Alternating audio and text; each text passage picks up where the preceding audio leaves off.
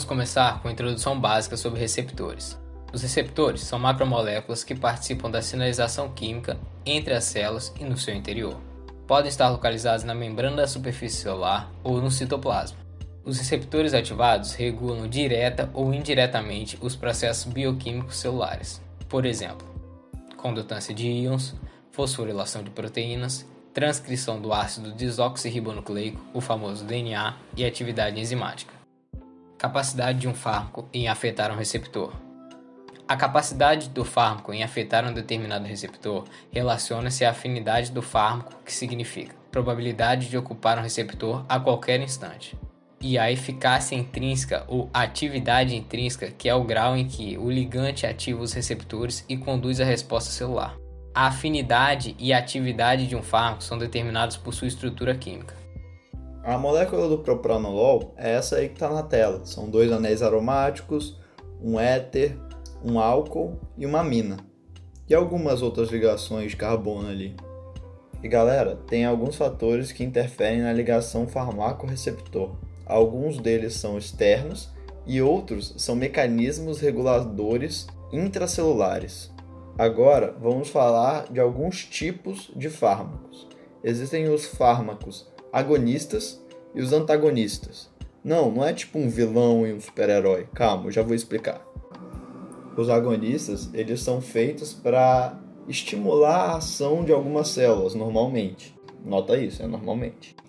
E os antagonistas, eles são feitos para inibir o efeito de algum remédio ou algum tipo de hormônio, tipo a adrenalina ou a noradrenalina. Então, agora eu vou falar um pouco mais sobre os agonistas. Eu vou dividir os agonistas em 3 partes: os convencionais, os inversos e os neutros. Os convencionais, eles são moléculas que se ligam nos receptores para a produção de algum hormônio, de alguma atividade celular, no caso.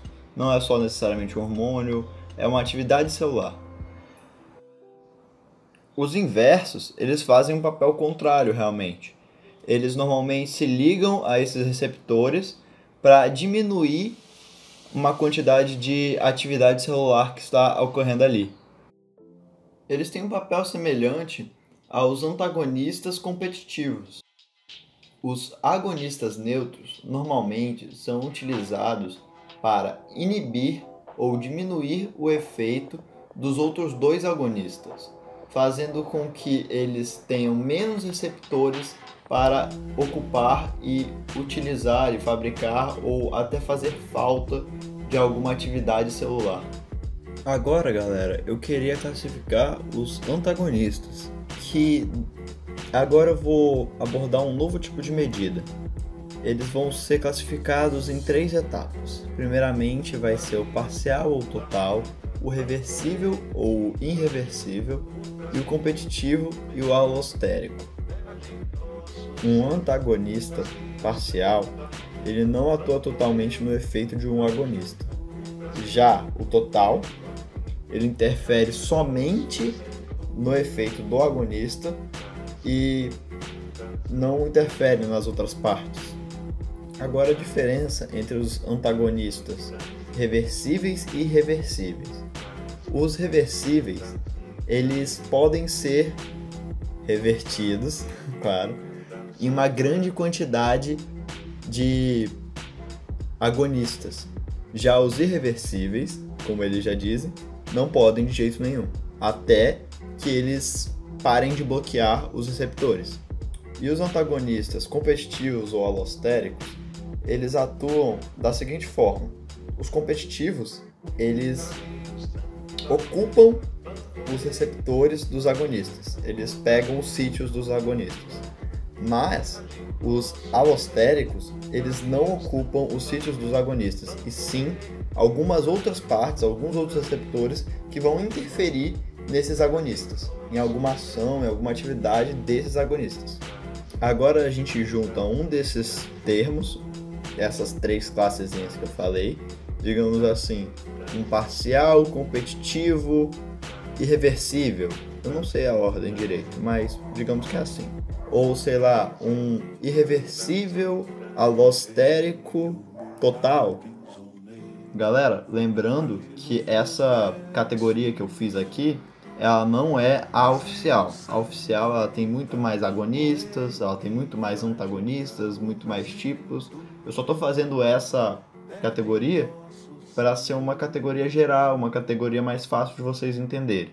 Agora, vou falar um pouco sobre um antagonista, o propranolol. Ele é um antagonista competitivo total reversível. O propranolol é um agente bloqueador de receptores beta-adrenérgicos. O que isso significa? Os beta-adrenérgicos, eles são receptores que têm aquela proteína G, e isso aí já é outro assunto. Depois eu falo, mas é os que têm a proteína G, no caso. Ele atua normalmente nos receptores beta-1 e beta-2. Quando o propranolol ele ocupa os receptores beta-adrenérgicos, ele diminui as respostas cronotrópicas, inotrópicas e vasodilatadoras. Calma que eu já vou explicar. As respostas cronotrópicas são as respostas de frequências cardíacas de testes de esforço. Ou seja, quando você está carregando peso ou quando você está pensando demais, essas coisas assim. E as respostas inotrópicas são as forças de contração do coração. Elas geralmente aumentam o nível de cálcio intracelular do miocárdio. Então a gente pode falar que o propranolol ele é um agente anti-hipertenso. Ou seja, aquele agente que vai diminuir o débito cardíaco. Débito cardíaco, galera. Débito cardíaco ou gasto cardíaco também pode ser chamado. É o volume de sangue que é bombardeado pelo seu coração por minuto. O propranolol atua no coração e na corrente sanguínea. Geralmente reduz a necessidade de oxigênio do coração em qualquer nível de esforço. Ou seja, quando você está pedalando, correndo, fazendo qualquer esforço físico ou até mesmo pensando. Ele reduz a necessidade de oxigênio, assim deixando você mais anestesiado quando ele está em maior quantidade no seu corpo. E quando ele está em uma quantidade normal, ele diminui as dores ou evita você ter dores em certas regiões. Então, falando sobre a proteína G e sobre os beta-adrenérgicos, vamos falar um pouco sobre a ativação desses receptores, o beta-1, beta-2 e beta-3. Quando a ativação desses receptores por ligantes, como adrenalina ou noradrenalina, há a produção de AMPC, que é o segundo mensageiro celular, o monofosfato de adenosina cíclico, que depois vai se tornar a proteína enzimática quinase, o pKa. E depois de toda essa ativação, normalmente ocorre o aumento do débito cardíaco, o relaxamento muscular liso ou a lipólise de tecidos adiposos.